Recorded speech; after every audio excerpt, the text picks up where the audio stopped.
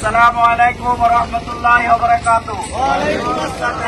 আমাদের বিশ্ব ইসলামী আন্দোলনের অন্যতম নেতা বাংলাদেশ জামাত ইসলামীর সংগ্রামী আমির ইতিমধ্যে তার কর্মকাণ্ডের মাধ্যমে জাতির একজন অভিভাবক এবং মানবিক নেতা হিসেবে স্বীকৃতি পেয়েছেন।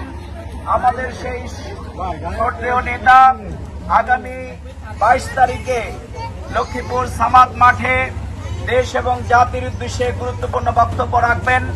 সেই জন্য আজকে কামারহাটবাসীকে আমরা লিফলেট বিতরণের মাধ্যমে, গণসংযোগের মাধ্যমে আমরা দাওয়াত দেওয়ার জন্য ছুটে এসেছি।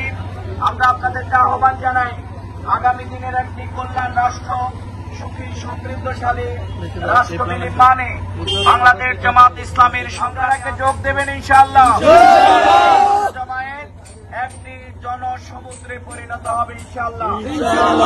প্রতিটি নেতা কর্মীকে বাড়িতে বাড়িতে ঘরে ঘরে গিয়ে এই দাওয়াত পৌঁছিয়ে আগামী 22 তারিখে ডাক্তার শফিকুর রহমানের এই জনসভা বাস্তবায়নের জন্য আমি কামারহাটবাসী সহ সর্বস্তরের জনতাকে উদাত্ত আহ্বান জানাচ্ছি।